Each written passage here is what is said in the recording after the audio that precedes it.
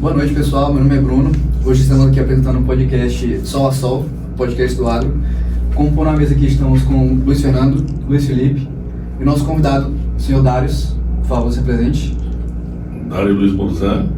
Eu queria que o senhor falasse um pouco mais sobre as suas terras, há quanto tempo o senhor planta? Aqui no Maranhão, eu cheguei em 2001.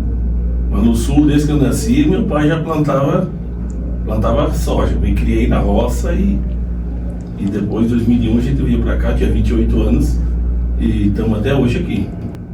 Seu Dário, o que motivou o senhor a sair do seu conforto do Rio Grande do Sul para vir aqui para o Maranhão plantar aqui?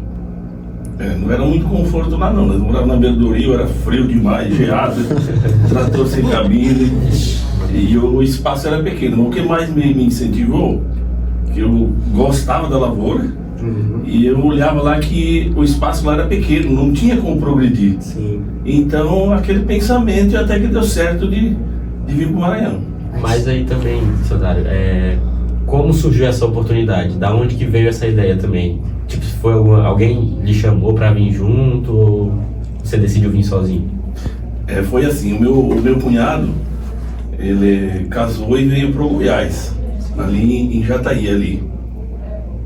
E aí ele ficou ali acho que 18 anos, aí ele vinha passear, e aí lá no sul, né, vinha visitar a gente. E aí eu falava sempre, a hora que tu mudar de lugar, se tu quiser crescer, tu for no lugar e quiser um parceiro, eu sou um. Aí chegou num ponto que eles vieram pra cá e acharam um terra aqui e me convidou. Aí eu vim.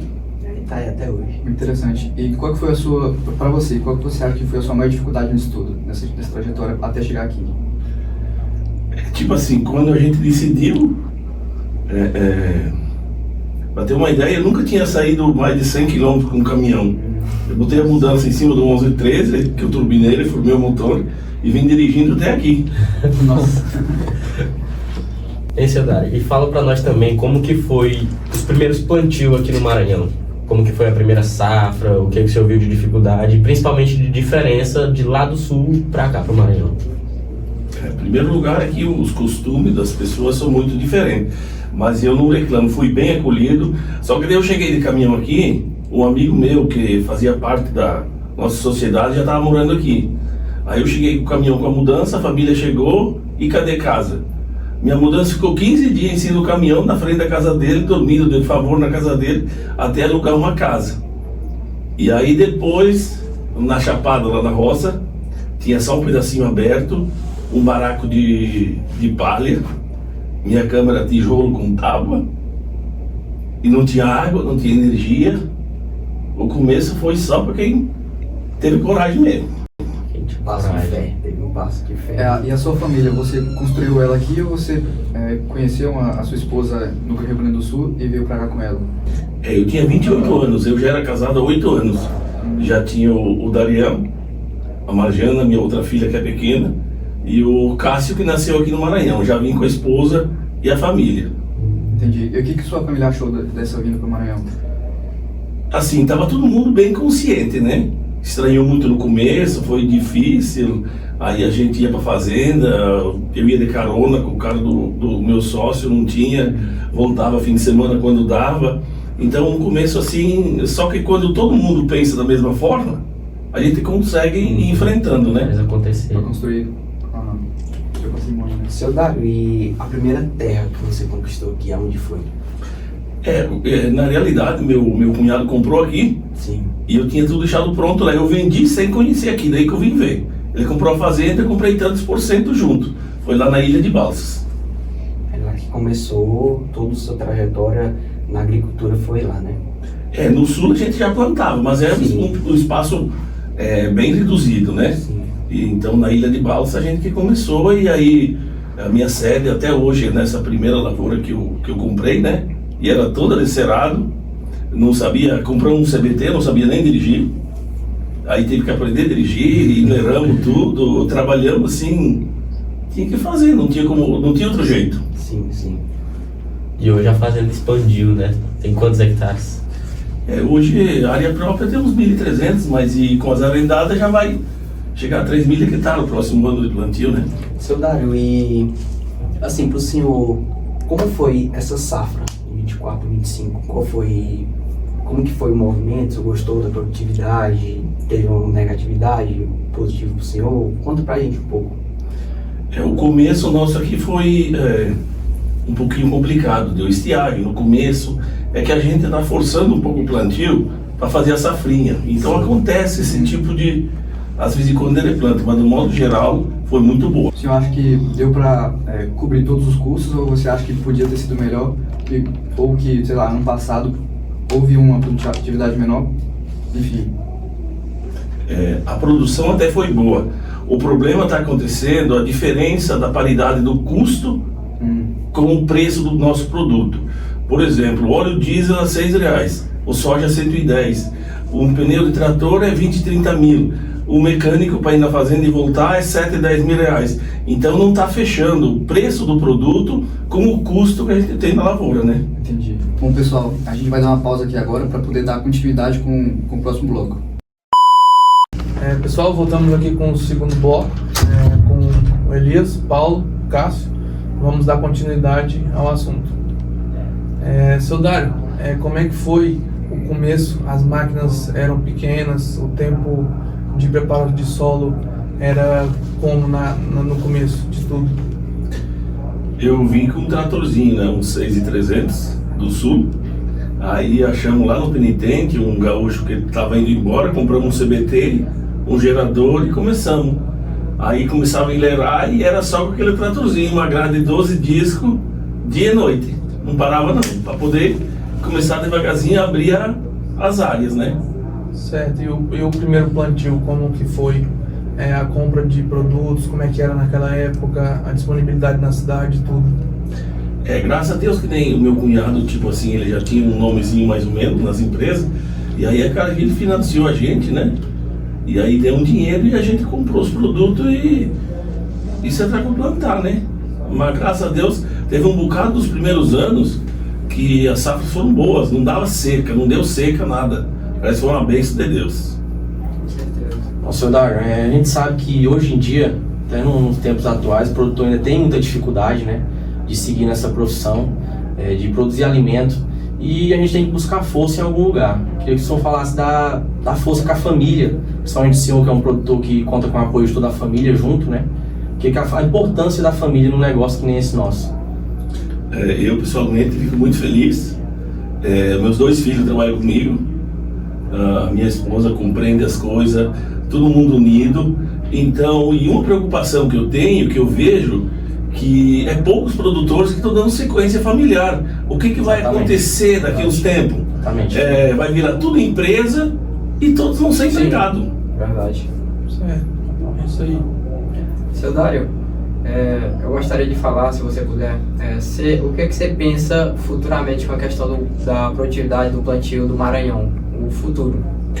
Eu acho que assim, a gente está numa época de muita evolução em balsas, né?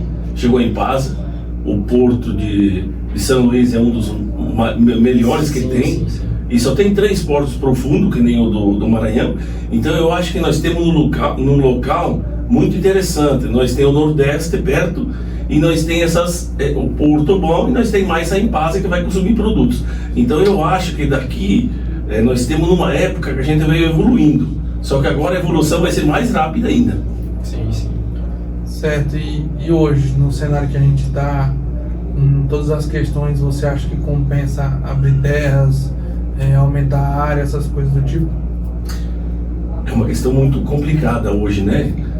O cara que tá estabilizado, às vezes consegue um recurso, eu acho que é interessante. Só que eu acho que chegou o momento de se preparar bem e capitalizar a produção, a empresa, porque está tendo muitos altos e baixos, muitos adversos fora da porteira da fazenda, né?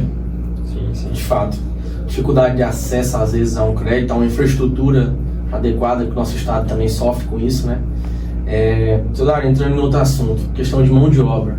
Hoje no Maranhão, como está essa questão? A dificuldade de encontrar bons profissionais, pessoas de confiança para botar para você tocar o seu negócio.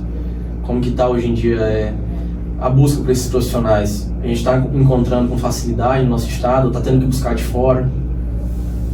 é muito difícil, a mão de obra está muito reduzida, né? Poucas pessoas que querem trabalhar e a pessoa já quer chegar já ganhando tanto, quer ter as mordomias e tudo.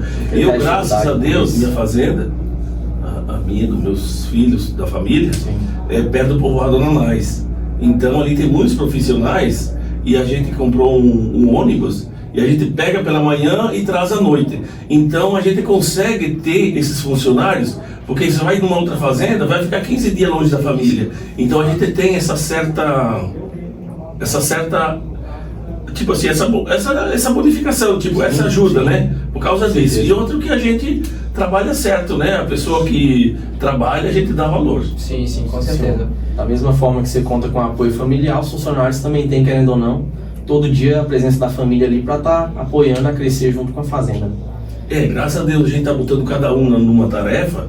Eu faço uma parte, o Cássio está fazendo outra, o Dariel outra. Eu tenho um primo e irmão que trabalha comigo desde que eu tinha 15 anos. Parceiro. Então ele fica lá na fazenda, ele controla a outra parte. Então, cada um fazendo uma parte, a gente sendo unido, fica muito mais fácil tocar uma fazenda, né? Com certeza. Aproveitando o gancho do Elias, o que você tem para estar passando para a gente como agrônomos, a gente está começando estudantes, uma dica que o senhor pode passar para a gente, para o futuro aí, para o mercado, nesse ramo, nessa área?